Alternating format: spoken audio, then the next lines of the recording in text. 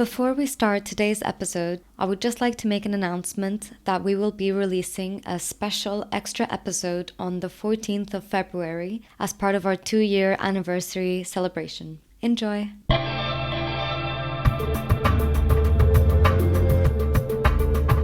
Hi, welcome to Neuroverse, a podcast hosted by Carolina and Clara, where we discuss all matters from neuroscience to philosophy and beyond.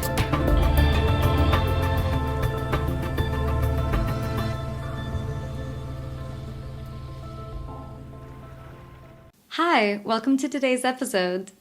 Today we're answering a few of your Q&As to celebrate our 2-year Neuroverse anniversary. Woo! Yes!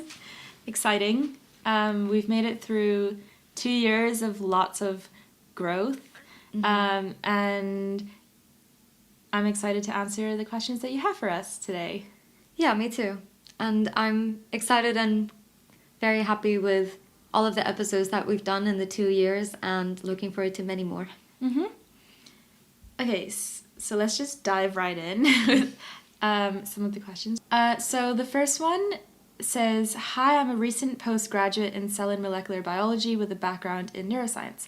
Can you talk about writing articles as a student or an individual on how to go about it and what to look out for?" So I think with this question, it depends on what your goal is. So I think as a student or as an academic, your goal is to publish in journals. In which case, I think it depends on the kind of research you're doing, and it will probably be something you'd have to reach out to your professor about and talk to your supervisor about what kind of paper you want to publish, whether it's like primary research or whether it's like a review article. And that's more on the academic side. But then as an individual, I guess you have more freedom. So yeah, not only you can publish to academic journals, but also other like magazines. And there are competitions out there and things like that you can join in. So I think just think about your audience, think about the kind of research you've done and that you'd like to put out there, and reach out to people who have published the kind of work you want to publish to figure out how they did it and then how to go about it. Yeah, I definitely agree, and I'm quite passionate about writing. I used to write for science journals in my undergrad and my master's, and so I would highly recommend that to anyone who is interested in writing, because I gained so many skills. I really learned how to, so that type of writing, as you mentioned, it's really important to understand who your audience is and what the style is. And for that, I was writing for a more lay audience, and I really learned a lot about how to make my writing more concise and simple, and just little tricks to make it as clear as possible, because that is something that is way harder than you would expect, because in uni, I guess, we mainly write articles for a scientific audience. And yeah, when it comes to writing papers, of course, that's completely different. So I agree that the number one thing is know your audience, but also always make it more basic than you think it should be. Absolutely. And get as much experience as you can get, because you will improve greatly over time. Yeah, definitely. And then the second part of this question, they ask how to go about approaching PIs or professors for collaborations.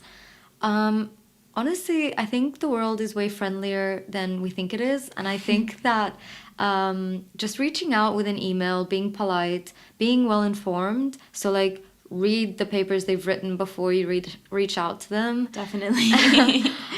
It's crazy to me that some people don't. Yeah. It's very important. It shows a lot of consideration for their time. And yeah, I guess just be polite. And if you have the opportunity to bump into them at a conference or anything like that, I would say don't be shy. Go up to them. They really appreciate when people come up to them and compliment their research. So yeah, I think most professors and PIs are very open to collaborating. For example, TACT, who's a science art duo, they do a lot of collaborations with scientists, and they're in the art field. So even if you're not in science, I think don't be afraid to reach out to scientists. Yeah, it definitely depends on the person. So don't be surprised if you get a variety of responses, and some people just aren't keen to collaborate or take students, and other people really are. So just definitely go for it. But yeah, I agree. Like, you should definitely read about what their research has been on, and also not fixate on one thing. Like, if you're really interested in one paper by them, don't just like assume that that's all they do. As long as you're polite and enthusiastic, it usually ends up with a good response. So our second question is it possible to gain experience in neuroscience not for a long-term career, but rather to get a taste of the field coming from a non-parallel background?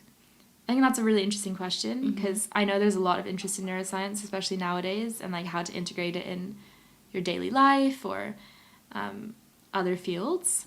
I guess it depends on what stage you're at, because what type of experience do you want? Like, is it just to learn more about, to gain neuroscience knowledge, or is it like to gain lab experience and to understand what neuroscience methodology is like? Because neuroscience in itself is such a vast field, and there's like molecular neuroscience and circuits, like computational neuroscience.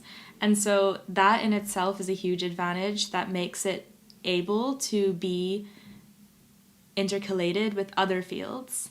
Like, a lot of people who come from a computer science background or an engineering background can go into AI research that is related to neuroscience. And then if you come from like a protein biology background, you can also enter neuroscience field through that.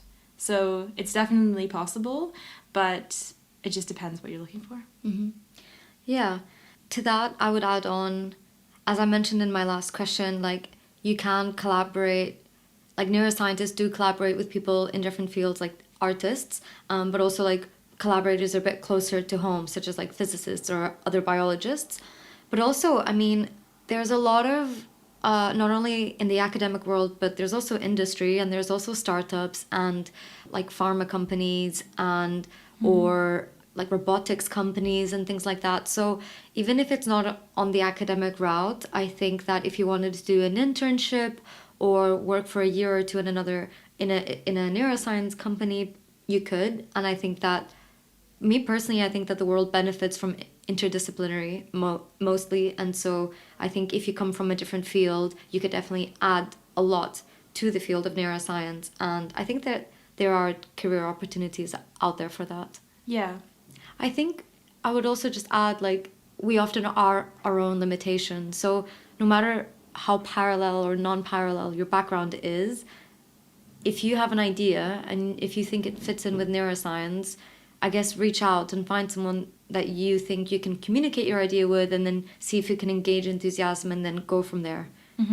But I guess you won't know if you don't ask, so I would say try it. Yeah. And like I said, some people are a lot more enthusiastic than others, but there are definitely people out there that are like passionate about also sharing neuroscience with the world and getting a more diverse range of people to take a part in the neuroscience world. And so if you like reach out to as many people as possible, then you're sure to find somebody who like can take you under their wing and teach you all about it. Yeah, definitely.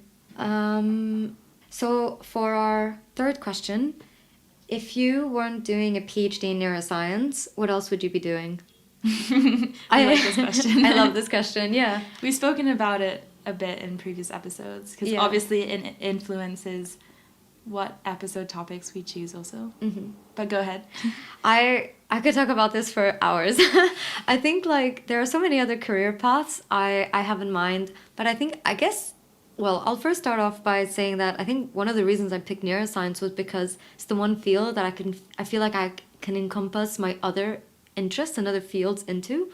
So, like, for example, I have a great love for biochemistry and like enzyme-directed evolution. So maybe in another life, I would be working with enzymes, doing God knows what, maybe cool plastic-eating fungi or something like that. I also am really passionate about research into women's health. So I've also liked to maybe work in a lab that was contributing to bridging the gap in research. I also love to dance. I used to do ballet for many years, so maybe I would have gotten into that. And I love literature, so maybe I would have been like a librarian or something. Or a writer. Or a writer, yes. Yeah. Yeah, I like the diversity there. And I'm actually surprisingly similar because I would say I also entered neuroscience as a way to like encapsulate all my different interests because I like science, but I also like anthropology, which is the thing that got me into neuroscience in the first place. Like I always wanted to study anthropology and indigenous peoples. And which would also be like such interesting research to travel around to like really unique communities that have different lifestyles from us. So something related to that, if we're sticking to research, or as I've also spoken about on Neuroverse, I love biomaterials and like material science. I find so fascinating, and I would have loved to go into like engineering biomaterials, like bioengineering, and because it incorporates like my love for nature and science. And then if we're not sticking to science, like I would have loved to be a dancer as well because I also did ballet and I love contemporary dance. Or I absolutely love baking and I would totally be a baker, which is not that different from science actually. It's very similar to being in the lab. Yeah, or like something outdoorsy because I just love being outdoors and I just like anything that would let me hike all day or like be in a garden all day or something like that I would have loved, which is definitely very different from my life right now. Yeah. So yeah, I think those are my other options. I can definitely see you opening your own bakery one day. Oh yeah, that's definitely going to happen. And there will be like neuron shaped or something. Like Yeah. the morphology will be the neuron. My whole life will come together in the form of a bakery at some point. Yeah. Okay, so for our next question, we have, hi, I'm an undergraduate first year student in human neuroscience. Can you suggest some work experience ideas in this field, and what can I do to enhance my CV in relation to neuroscience? So, first of all, we're both a little bit biased because we're both in research, which is like the academia portion of all the potential career paths you could take within neuroscience. So other than reaching out to lots of PIs to try to get some lab experience, which I still think is worth it even if you're not thinking of going into academia, just to see what it's like in a lab, because labs can be so varied and like it's just interesting to see all the things that all the different techniques that you can get involved in and everything like that. But other than that, I mean, there's also like there's industries that you could find some startups like Carolina mentioned. There's a lot more neuroscience related startups popping up to do with machine learning, kind of computational, computer science things, or brain machine interfaces. Yeah, brain machine interfaces. And I guess drug discovery. Yeah. But like related to like neuropathology. More like clinical options, so getting experience in a hospital even if you want to go more in the biomedical direction, or in a drug company. But there's also like neuromarketing and how that's more to do with psychology, I guess, but that's also a huge field, like policy making and marketing based on neuroscience. So I hope that's some work experience ideas for you. Yeah. And I would also say there's a lot of volunteer work that you could do. Like I volunteered at a care home and I think that was a really good experience. And you often talk about like from the bench to the bedside or from bedside to the bench. And I think that gives you like a well-rounded perspective. I would say, I think not only for the CV, but for yourself as well personally, it's good to have a wide range of experience. And then you can really figure out what you like and what you don't like. Because if you just try one type of work field, then you don't find out if there's anything else you would have preferred or not preferred. Yeah, and I think that's a really good point, volunteering. I also volunteered in a rehabilitation center for dementia patients, and I volunteered also for with special needs kids, and so like that gave me a perspective of neurodegeneration and neurodevelopmental disorders, that is very much more of like a real world encounter. And so it shows that doing something like that would show that you're informed about the purpose of the research and the implications that neuroscience has on the world. So volunteering experiences, as well as lab experiences, as well as like leadership roles in societies trying to get involved, are really good. And obviously as like podcast hosts also, I think it's really good to have some science communication experience, whether that's writing articles or public speaking or any sort of societies or campaigns, or going to festivals, sharing science with kids or other adults. Like, all of those are really good for your CV and really highly valued skills no matter where you end up. Yeah. So for the next one, we have, how does doing a PhD differ from working as a research technician or a research assistant? I think as a research technician or assistant, like, you're hired to do a job, and it's very much laid out, like the instructions and what you're going to do on the day-to-day. I think the key difference with a PhD is you are in charge of your own project and leading what direction it takes, and validating everything that you do. I think that's really important. Like, no one is gonna like double check for you. Whereas as a research technician, I think you're more like limited to like the specific task that you're doing, and you don't need to take as much of a lead in the project as you would have with a PhD. So I think there's a lot more independence and creativity that comes with a PhD. But I think that working as a research assistant, for me personally, it was really great because it made me feel more confident in my lab skills, and it also was a good way to have more exposure into how to think about science. And that extra year that I took between my master's and my PhD, I think it helped me learn how to think about science a bit more. Yeah, I don't have experience working as a research technician because I went straight from my master's to my PhD, but definitely I've noticed that a PhD, you just have so much independence, and even though you're obviously still under supervision, like you said, it's very much your responsibility. Like, yeah, you get the opportunity to have more say in the direction of your project, and you are eventually going to become like the expert of this project. So it's definitely like, the challenge of it is that it is all your responsibility. Like you said, no one is going to check anything for you or like do anything for you. So it's really up to you, and it's a really good challenge. And I think that's the main difference, that you just have a lot more like say in the direction of how things go. Okay, the next question we have is, how does studying neuroscience affect your day-to-day or outlook of the world? Interesting. I really love this question because it definitely has affected so much my perspective on the world. And as I've spoken about on Neuroverse before, like, I mean, it just has helped to form my worldview, so to speak, in that I've become much more aware of, as I've continuously questioned perception and how we perceive reality, I've become continuously more aware of like how distorted our perception can be, and how our like internal state and emotional state and memories affect our perception of everything that happens to us. And in terms of day to day, I think, I've also like, just doing science has made me a lot more like of a scientist, I guess. Like, I don't think I'm not naturally super logical, or like, I don't tend to form hypotheses on like everyday situations, but I find myself doing it more and more.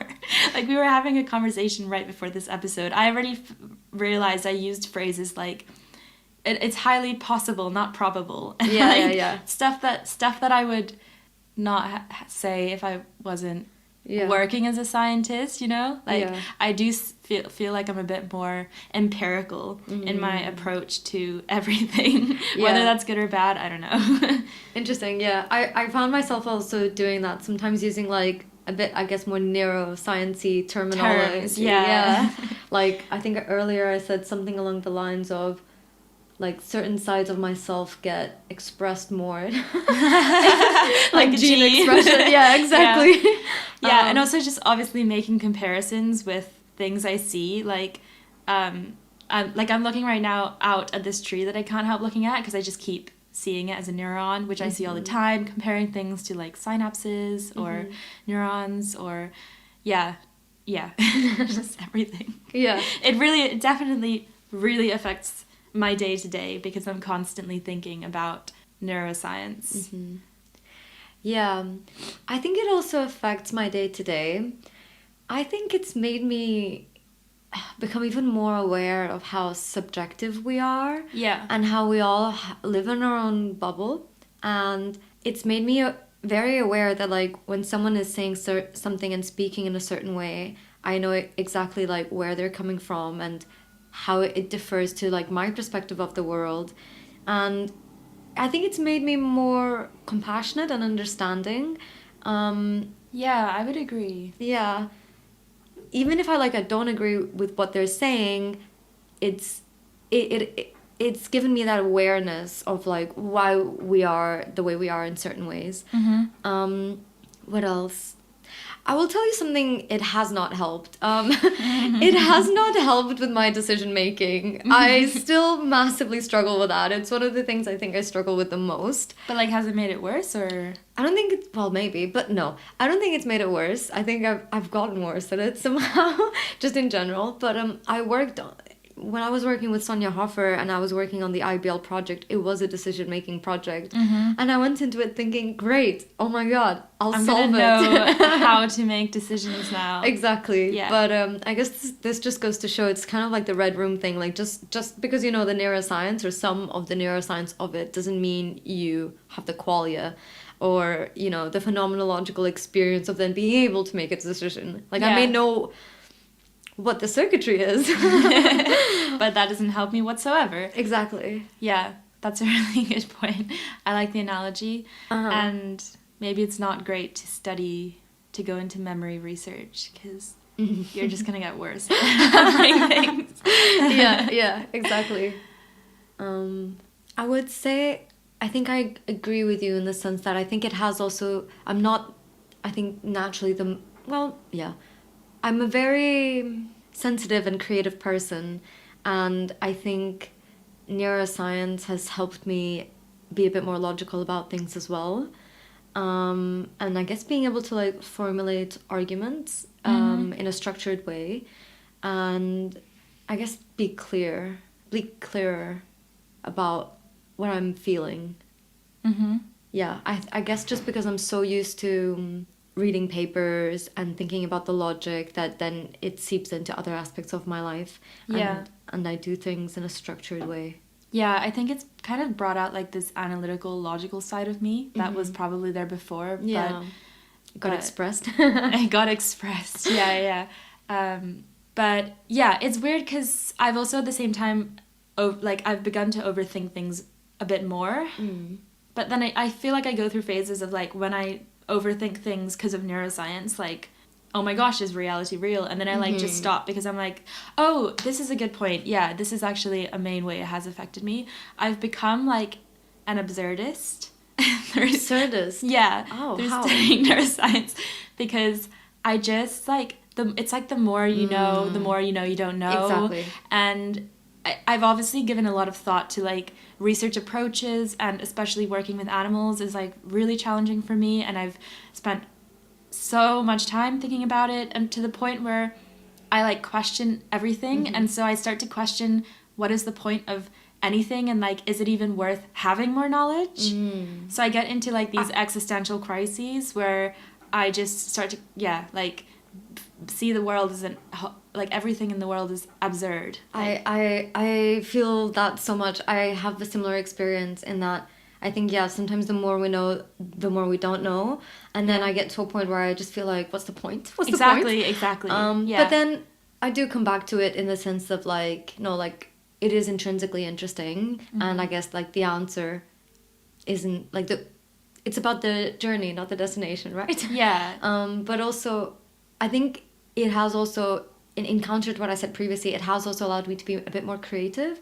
Because because there's so much unknown, it allows me to be more open-minded again about reality and why things happen the way they happen. Mm-hmm.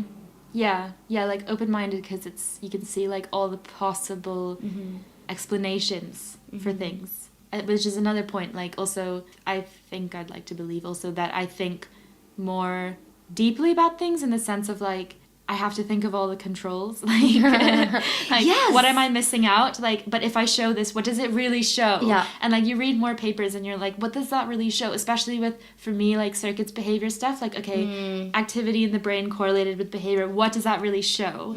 So I guess, yeah, it comes back to. I sometimes try to like have controls in my own life, like like with like diet or something, and I'm like, let me find out what is the Oh my gosh, thing. yes. It was like when my heating was broken and I like systematically turn off every switch. But then I was like, but like what is the optimal controls? Because like I need to figure out which is doing which. Exactly.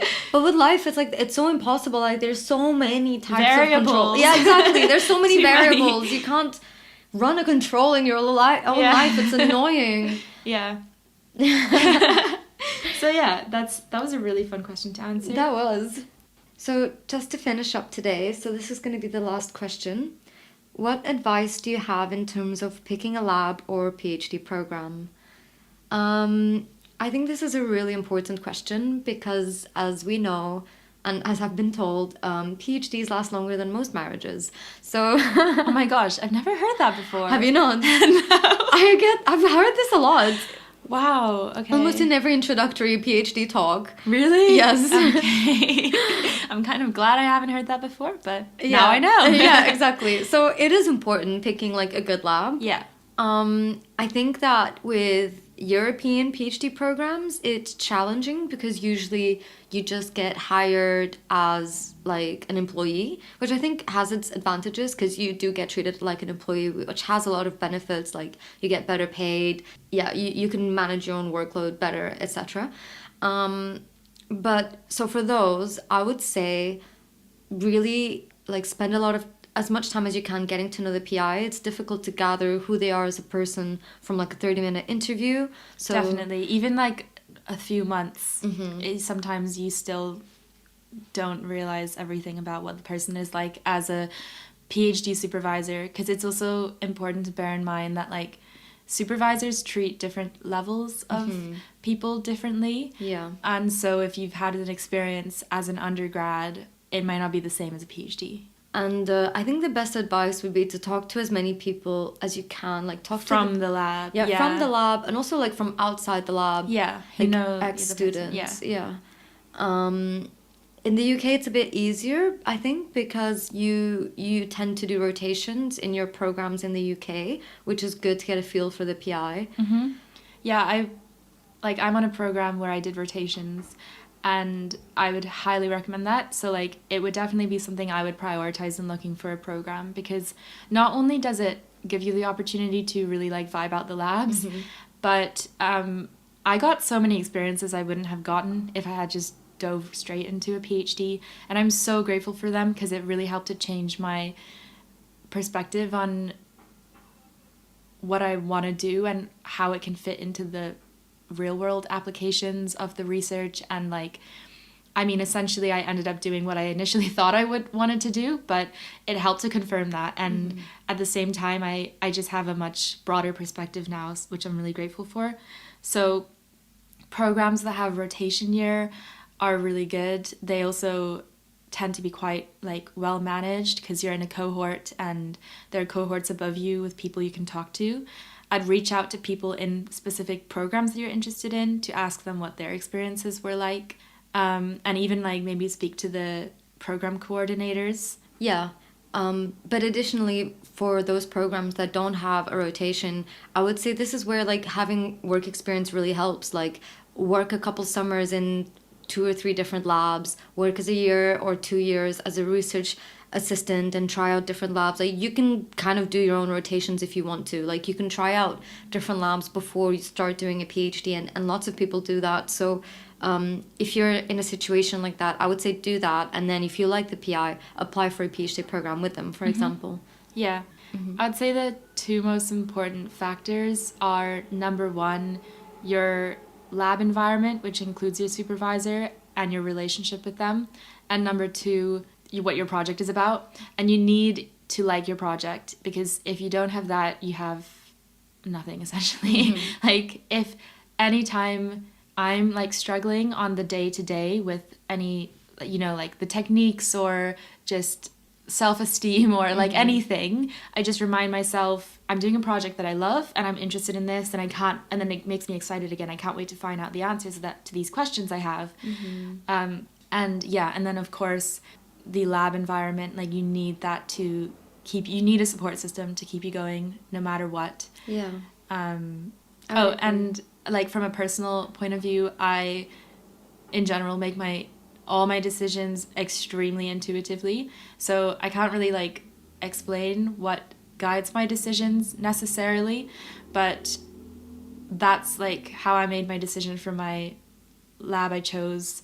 It's like I see intuition as a more all-encompassing thing, because it's not like I was just focusing on one aspect of my experience. It was like a combination of factors to do with my project and supervisor and lab environment and everything. So, and work-life balance, work balance, and everything. Yeah. Yeah. I haven't made a decision yet because I'm still in my rotation year. But yeah, I think, I agree completely. It's primarily the supervisor and the project. And yeah, the day-to-day stuff matters a lot as well. So having this experience also helps you figure out if you like the day-to-day. And yeah, just thinking about the bigger question when things get tough. Yeah. In neuroscience, it's like if you're working with animals, it's something really important to consider. Like, are you comfortable with working with mice or zebrafish or Drosophila or stem cells? Are your morals in line with that enough to let you do the work? And do you enjoy it? And like, do you enjoy the molecular level, or do you enjoy the circuit level, or what else? And also like what skills do you want to gain from a PhD is really important to keep in mind, because there's so many different skills you could possibly gain. And if you want to do more like analysis things and you want to go in more clinical direction, like maybe choose a project that does human research with a large scale data from a large cohort, and then you can go more into the bioinformatics side of things. So there's definitely like options out there for everything. So I definitely consider that, like, what do you want to come out of your PhD gaining, and how can that maybe help whatever you want to do in the future, even if you're not sure what you want to do in the future.